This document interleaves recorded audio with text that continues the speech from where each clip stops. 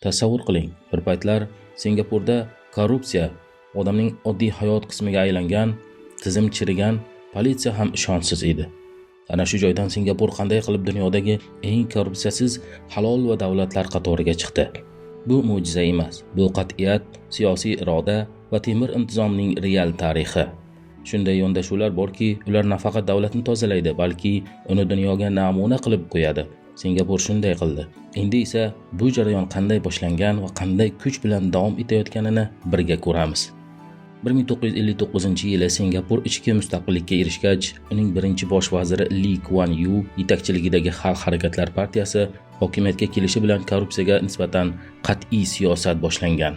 Yangi hukumat a'zolari oq rangli libos kiyib chiqishdi. Bu butun hukumat ardoqlash va poklik timsoli bo'ldi. Partiya rahbariyati har darajadagi korrupsiyaga barham berishga tayyor ekanini bildirdi. 1960-yilda korrupsiyaning oldini olish to'g'risidagi qonun qabul qilinib, korrupsiyaga qarshi tergov byurosiga ilgari keng bo'lmagan huquqlar berildi. Lee Kuan Yewning fikricha, vazir va yuqori martabali mansabdorlar uchun davlat va ta'minoti yuzaga kelayotgan tanlov bilan mos bo'lishi lozim. Ular yosh, malakali kadrlarni ommaga xizmat qilishga jalb qila olishi uchun katta maosh berish kerak edi. Shu tariqa mansabdorlarning yuqori maoshi korrupsiyaga qarshi islohotlarning ajralmas qismi sanaldi. 1960-yillarda byuro faoliyati kuchaytirilib, jinoyatchilik va ishbilarmonlikdagi korrupsiya holatlari qattiq nazorat qilina boshlangan. Masalan, 1968-yilda Chapjiki operatsiyasi doirasida noqonuniy qimor o'yinlarini himoya qilib kelgan katta miqdordagi politsiyachilar fosh etildi. Jami 67 nafar ofitser korrupsiya jazolariga tortildi. 1963-yilga kelib byuro bosh vazirga bo'ysundirilgan. Bu islohotlar qonun ustuvorligini ta'minlash va korrupsiyaga qarshi idoraning mustaqilligini oshirishga qaratildi. Korrupsiyaga qarshi tergov byurosi Singapur korrupsiyasiga qarshi kurashishning yuragi. Uning mas'uliyati jamiyatning barcha qatlamlaridagi poraxo'rlikni tergov qilishdan iborat. Byuro 1952-yilda tashkil etilib, hozirgi kunda to'g'ridan-to'g'ri bosh vazirlikka bo'ysunadi. Bu esa uning siyosiy ta'sirdan mustaqil bo'lishiga imkon beradi. Fuqarolar yoki har qanday shaxs korrupsiya haqida shikoyatini bevosita byuroga topshirishi mumkin. Bu shikoyatni o'rganib, zarur bo'lsa byuro tergov boshqaruvini boshlaydi. Korrupsiyaga qarshi tergov byurosi tergovchilari istalgan lavozimdagilardan savol olishi, hujjatlarni topshirishni talab qilishi, hibsga olish va qidiruv o'tkazish huquqiga ega. Qonun ustuvorligiga chaqiruvchi ushbu idora samimiy, puxta va qo'rqmas tergov uslubi bilan tanilgan. Masalan, 2022-yilda byuro tergovida ayblanuvchilarning 99% sud hukmiga tortilgan. Bundan tashqari, byuro faqat jamoat sektori, davlat xizmatchilari bilan cheklanmay, xususiy sektordagi korrupsiya holatlari bilan ham shug'ullanadi. Hech kim qonun oldida mustasno emas. Singapurda korrupsiya bilan bog'liq huquqiy baza qattiq va keng ko'lamli. Eng muhim qonun 1960-yilda qabul qilingan. Korrupsiyani oldini olish to'g'risidagi qonun bo'lib, u pora berish va olish holatlarini, shu jumladan naqd puldan tashqari sovg'alar, xizmat va imtiyozlarni ham jinoyat deb belgilaydi. Bu qonunga ko'ra sodir etilgan har bir korrupsiya harakatiga nisbatan $100,000 jarima va 5 yilgacha qamoq jazosi qo'yilishi mumkin. Agar pora davlat bilan bog'liq shartnomaga oid bo'lsa, maksimal jazo 7 yilga yetadi. Qonun davlat xizmatchilariga nisbatan alohida shartlar o'rnatib, ularga taklif qilingan yoki berilgan har qanday kutilmadan imtiyoz korrupsiya deb taxmin qilinadi. Mansabdor shaxs bunday holatni bilib tursa yoki pora taklifini sezsa, uni darhol byuroga xabar qilishi shart.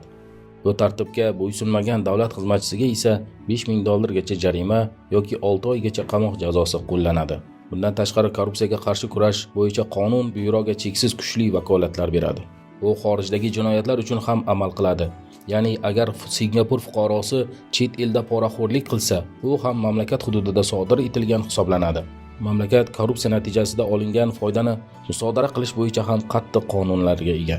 Korrupsiya, narkotik va boshqa jinoiy daromadlarni musodara qilish to'g'risidagi qonun va boshqalar. Ularning barchasi korrupsiyaga bo'lgan xatti-harakatlarni qat'iy jazolovchi xalqaro standartlarga mos keladi. Singapur masalan 2005-yilda BMTning korrupsiyaga qarshi konvensiyasini imzolab, 2009-yilda uni ratifikatsiya qilgani bilan institutsional majburiyatni oshirdi. Singapurda korrupsiya bilan kurashish mustahkam siyosiy irodadan tashqari jamoatchilik ishtirokini ham talab qiladi. Hozirgi kunda odamlar korrupsiya holatlarini kuzatishda faollik ko'rsatishadi. Masalan, byuro rasmiysi ma'lum qilishicha, bizning odamlar korrupsiyaga qarshi qat'iy pozitsiyada turadi va har qanday yovuz xatti-harakatni hukumatga xabar qilishga tayyor. Byuro esa kelib tushgan har qanday ma'lumotni jiddiy ko'rib chiqadi. Xoh ma'lum qiluvchi nomi ma'lum bo'lsin, xoh anonim. Bu yo'nalishda ommaviy axborot vositalari ham o'z o'rnini egallaydi.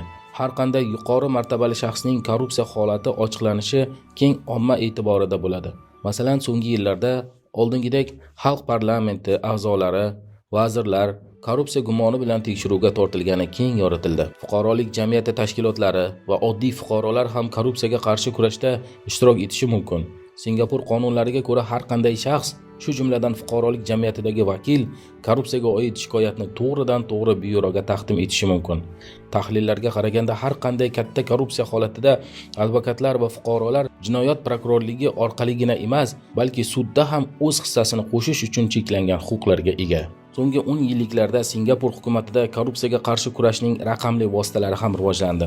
Smart shaharcha Smart Nation dasturi doirasida davlat xizmatlari elektronlashtirildi. Masalan, qonunchilik va muammolarni muhokama qilish uchun REACH markaziy onlayn platformasi tashkil etildi. Biznes va fuqarolar har qanday yangi qonun loyihasi bo'yicha fikr bildirishlari imkoniga ega. Shuningdek, Akra onlayn portali orqali korxonalarni ro'yxatdan o'tkazish va litsenziya olish jarayonlari birlashtirilib, qog'oz bilan ishlash kamaytirildi. Bu kabi elektron tizimlar hukumat amallarining shaffofligini oshirib, oddiy odamlar va tadbirkorlar tomonidan nazoratni kuchaytirdi. Byuro ham innovatsion usullarni qo'llab 2004-yilda kompyuter forenzikasi bo'limini yo'lga qo'ydi.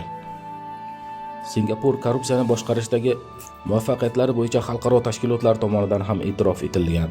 Masalan, Transparency International tashkilotining jinoyatchilikni sezish indeksi bo'yicha Singapur muntazam ravishda eng toza mamlakatlar qatorida turadi. 2022 va 2023 yillarda Singapur har biri 83 ochko bilan 180 ta mamlakat orasida 5-o'rinni egallagan. 2024-yilda esa mamlakat 84 ochko bilan jahon bo'yicha 3-o'ringa chiqdi. Bu natija O'rta Osiyo va Tinch okean mintaqasida eng yuqori ko'rsatkich ham hisoblanadi.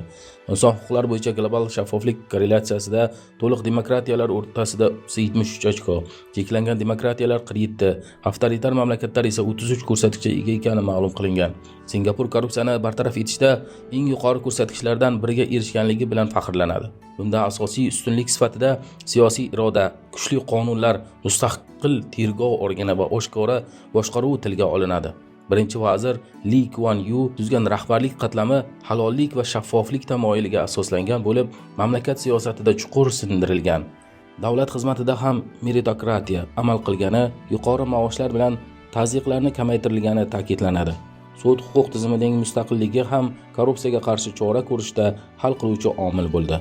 Bugungi kunda Singapurda oddiy fuqarolar orasida ham korrupsiya yo'qolgani bilan birga unga intilish barqaror tarzda saqlanmoqda. Byuro vakili ta'kidlaganidek, singapurliklar korrupsiyaga nisbatan qat'iy turib, har bir qonun buzarlikni xabar berishga odatlangan. Byuro esa bunday ma'lumotlarni har tomonlama va samimiy tekshirib boradi. Shunday qilib, Singapur faqatgina korrupsiyani kamaytirib qolmadi, balki tizimli muammo sifatida deyarli yo'q bo'lib ketishiga olib keldi va hozirgi kunda ham uni saqlashni qat'iy nazorat ostiga olgan. Agar siz korrupsiyaga qarshi real va samarali model qanday ishlashini Singapur tajribasidan o'rnak olib, O'zbekiston uchun qaysi choralar muhimligini bilishni istasangiz, ushbu Singapur tajribasini chuqur o'rganish va amaliyotga tatbiq etish zarur. Ushbu video Oliy Majlis qoshidagi Jamoat fondi homiyligida tayyorlandi. Videoni shunchaki tomosha qilib qo'ymang. Ko'proq odamlarga yetib borish uchun videoga like bosing, fikringizni izohlarda yozib qoldiring. Shu orqali korrupsiyaga qarshi kurashing.